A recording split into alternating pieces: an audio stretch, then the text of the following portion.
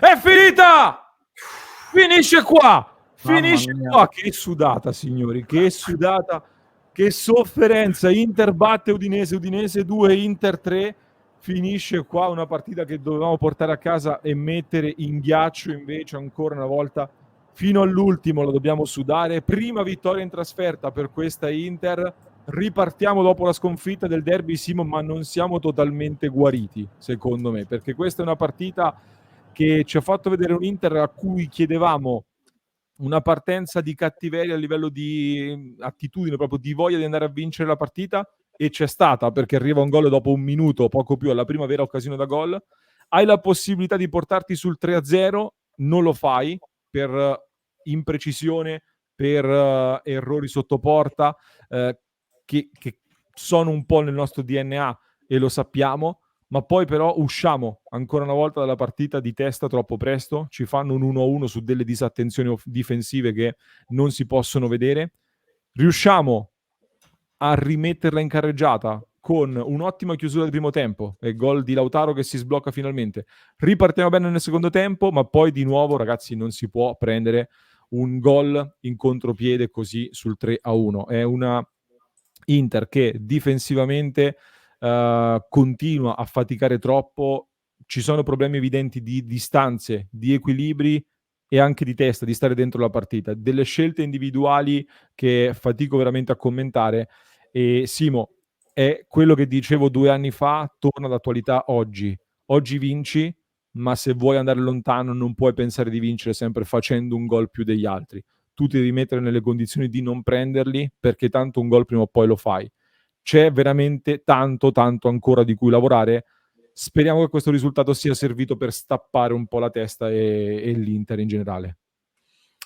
Questa è proprio la speranza. È una vittoria che comunque è meritata intanto, perché già nel primo tempo, come dicevamo, abbiamo avuto 2 o 3 occasioni giganti in cui abbiamo fallito dei gol, mentre l'Udinese obiettivamente ha fatto il gol nell'unica situazione. Però è quella vittoria che è importante perché l'Inter ne aveva già sbagliate 2, quindi non poteva proprio non vincere oggi, ma come hai detto prima è una vittoria che non guarisce completamente l'Inter e non evidenzia dei problemi irrisolti definitivamente. È un Inter che prende 2 gol molto sciocchi, che l'anno scorso non avrebbe mai preso, situazioni diverse, però entrambi gol davvero molto evitabili. È anche vero che poteva complicarsi di più questa partita, alla fine eri all'83esimo sul 3-1, abbastanza comodo in un campo sempre storicamente complesso, quindi vediamo anche questo lato della medaglia. Sicuramente nelle prossime partite cerchiamo nuove conferme. Mi prendo i 3 punti, mi prendo una gara offensivamente giocata anche bene, mi prendo la crescita di alcuni singoli, però l'Inter è ancora lontana dall'essere quell'Inter che noi vogliamo vedere, che siamo abituati a vedere. Mi auguro che appunto che nelle prossime partite si facciano ulteriori miglioramenti. Per me siamo lontani proprio dal punto di vista dell'equilibrio, perché per fare quella produzione offensiva che facevamo l'anno scorso stiamo perdendo qualcosa nelle distanze, appunto nell'equilibrio difensivo, mentre l'anno scorso eravamo riusciti ad essere un corpo unico. Oggi, dicevo più volte, mi sembra di vedere una squadra troppo distante tra difesa e centrocampo, ce lo hanno confermato anche dallo stadio e anche Inzaghi ha sembrato richiamarlo, anche Mkhitaryan in occasione del gol la prima cosa che fa è chiedere di compattarsi di più e di andare ad aggredire di più sui costruttori. Mi prendo anche altre cose positive comunque da questa partita, Simo, nel senso che comunque tante critiche, tante cose che abbiamo letto sull'Inter, è un Inter che in questo momento è tornata, almeno momentaneamente, in vetta alla classifica. 11 punti come il Milan, 11 punti come il Torino che deve ancora giocare. Siamo ancora comunque siamo lì con le altre, ce la giochiamo con le altre. Questo è un turno in cui non bisognava perdere punti perché probabilmente tutte le big faranno punti, quindi è assolutamente importante rimanere lì e ci siamo. Mi prendo soprattutto un Lautaro Martinez che si sblocca. Oggi era fondamentale vincere, era fondamentale far sbloccare Lautaro Martinez, secondo me. Prima della partita dicevamo Lautaro a questo punto della stagione l'anno scorso aveva già segnato 6 gol, di cui 5 in campionato. e forse la vera grande differenza, ecco, tra l'anno scorso e quest'anno stava anche in questo, nella differenza. 5 gol nelle prime 5 giornate per Lautaro era chiaramente una differenza sensibile rispetto allo 0 di questa stagione. Avevo visto nel derby dei segnali di crescita, come dicevo, dei segnali incoraggianti, almeno secondo me si erano visti. Oggi c'è stata la conferma. Il primo gol è casuale, un pochino, un po' fortunato magari più che casuale. Il secondo è un gol da vero centravanti. Quindi ci prendiamo questo, ci prendiamo altre prestazioni dei singoli. È un Inter che non ha saputo mettere, in alcuni momenti c'era la possibilità di andare in campo aperto, di riandare, di recuperare palle, andare ad attaccare ancora più velocemente. Non l'abbiamo fatto con troppa convinzione. Secondo me non siamo ancora tirati a lucido dal punto di vista fisico, non siamo ancora totalmente brillanti dal punto di vista mentale. Quindi quando non sei al top della condizione devi portare a casa i punti, il più possibile in ogni modo. Facendo 3 gol, vincendo la prima trasferta, non è una cosa così malaccia, dai. No, infatti, dai, alla fine, cioè, queste cose che sono emerse oggi, questi problemi che ancora c'è l'impressione che ci siano, devono essere, secondo me, presi come presupposto e come, diciamo, elemento da tenere in considerazione, tenere d'occhio nelle prossime partite.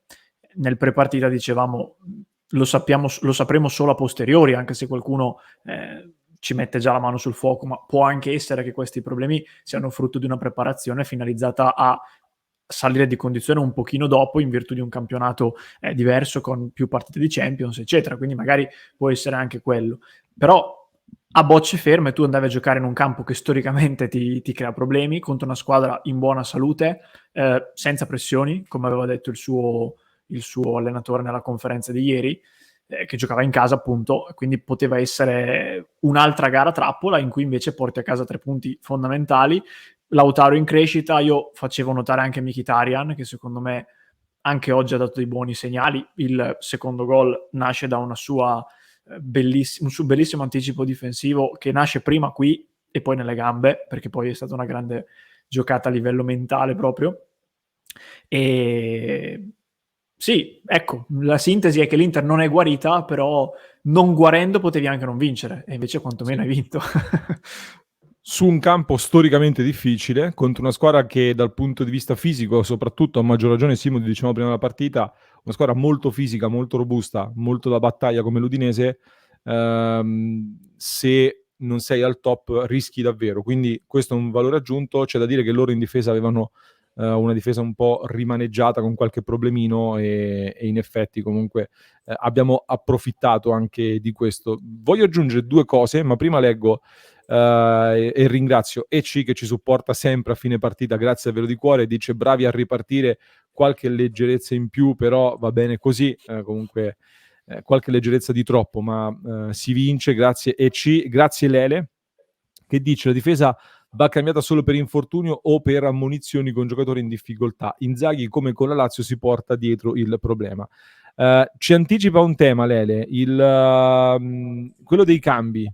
Sì, ma oggi è una partita dove alcune scelte di Inzaghi, anche oggi dopo il derby, mi hanno lasciato qualche dubbio. Non so tu che ne pensi, c'è stato qualche ragionamento evidente sulla Stella Rossa, qualche ragionamento sul voler tenere in campo alcuni giocatori che vuole portare ancora di più in condizione, però abbiamo chiuso con una difesa rivoluzionata, De Vrij a destra, Bisek portato a sinistra ed eravamo un po' tutti fuori posizione quando arriva il 3-2. Darmian a me sembrava cotto già da un po' di tempo ed è rimasto invece in campo fino alla fine, e chiudi con Taremi, Correa in attacco. Difficilissimo tenere palloni su lontano dall'area di rigore.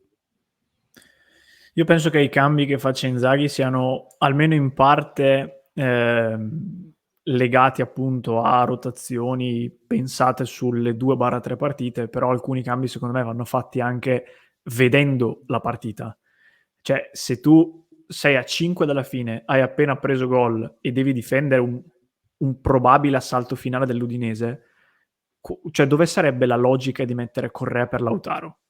Ti fa un contropiede che come poi ha fatto, sì, ok, poteva anche, cioè non ha cambiato nulla, ti tieni in campo Darmian che come dicevi era stanco e al posto di mettere un Dumfries più fresco e con più fisicità se Lautaro ti fa 5 minuti in più e non penso che sarebbe successo qualcosa, quel cambio onestamente non l'ho capito.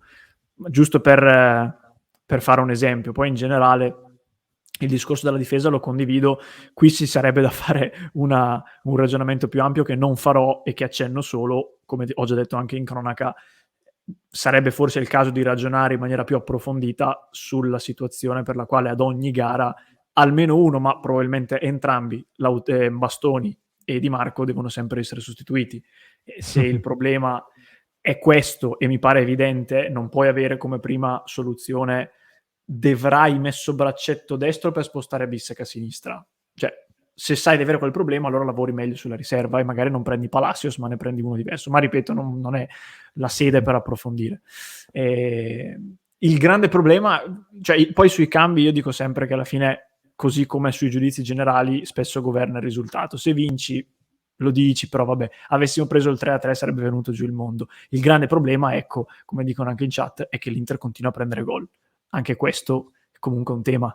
Il primo, sì, ma anche il secondo, a gara chiusa sul 3-1 ti fai prendere in contropiede in 1 contro 1 Luca Cialanoglu e riapri una gara che nei ritmi poi era abbastanza compassata, cioè, penso che nemmeno tu avessi la sensazione in quel momento che potesse riaprirsi, e invece sì. Sì, perché come dice Marco stavi dominando la partita e invece la vai a vincere con un gol di scarto, così mettendoti un po' in difficoltà.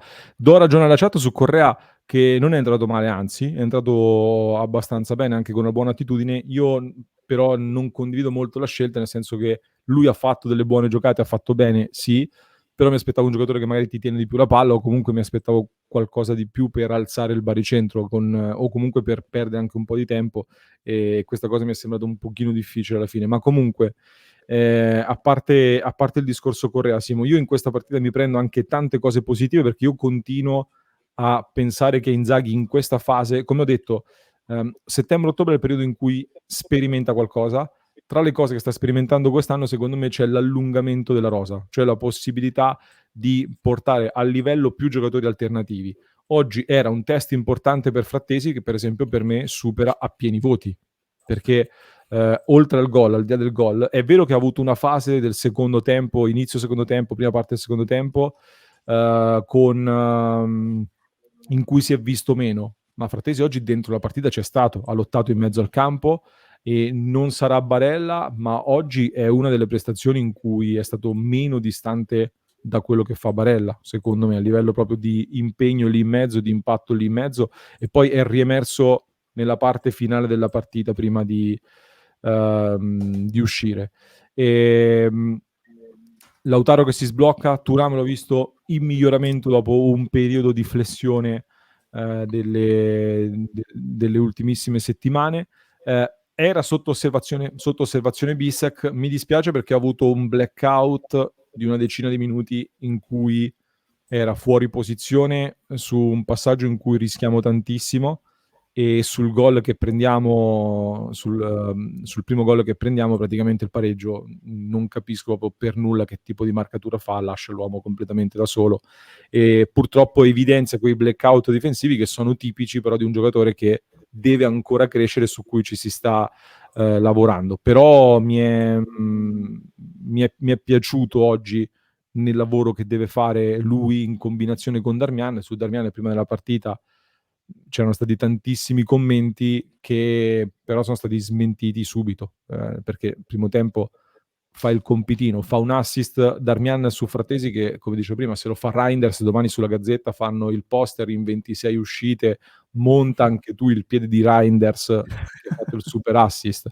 Quindi mi sembra un giocatore che poi avrei sostituito per Dumfries, perché alla lunga cala, però il suo ancora oggi lo fa come equilibratore. Queste sono le note principali, secondo me. Lautaro che si sblocca, vincere in trasferta, una panchina che si allunga con un Frattesi che risponde presente, con un Bissek che al di là di quel blackout lì comunque per me ha fatto bene, e questo. La difesa però rimane un problema assolutamente. Secondo me rimane il problema, perché lo dicevamo anche nella nel gap tra l'annata di 2 stagioni fa e la scorsa, notavamo come non prendendo gol è più facile vincere, banalmente, e nel gap tra la scorsa annata e questa notiamo come invece continuare a prendere gol ti espone più facilmente a non vincere. E davanti l'Inter sappiamo che continuerà per tutta la sua stagione a sprecare dei gol, perché è quasi fisiologico, allo stesso tempo ne fa tanti, lo dimostra anche oggi. La grande differenza è che l'anno scorso non ne prendeva, e invece qui ad ogni partita ne prendi uno, ne prendi due, ne prendi uno, ne prendi due, e magari l'Udinese lo batti, però soprattutto nei big match questo fa la differenza. Su Frattesi solo un flash, secondo me non sarà mai un giocatore che è continuo per 90 minuti, perché per le caratteristiche che ha, per forza di cose avrà delle fasi in cui sparisce, in cui tocca meno palloni, perché non è uno di quelli che si abbassa per ricevere e entra in ritmo toccando i palloni come fa Çalhanoğlu o anche altri. Però oggi ha fatto una buonissima partita e non era banale, perché l'abbiamo detto tante volte, quando inizia dal primo minuto spesso fa fatica rispetto a quando entra a gara in corso, invece oggi impatta subito benissimo, ma in generale fa una partita più continua del solito, ecco, questo sì. Ringrazio tantissimo Andrea Damiani che dice: la carta d'identità sta iniziando a presentare il conto a qualcuno, specialmente per chi deve giocare a tutta fascia. Questo era un tema, come dicevamo, però mi sembra che anche Di Marco e Bastoni abbiano un po' risentito fisicamente e sono nettamente più giovani di Darmian. Però grazie di cuore Andrea, grazie mille per il grande supporto. Chiudiamo questa clip, che sta andando un pochino lunga. Fateci sapere nei commenti chi è stato secondo voi il migliore in campo e il peggiore. Lautaro forse è un po' scontata, vista la doppietta, magari ditemi 2 nomi, dai, 2 migliori nostri contenuti.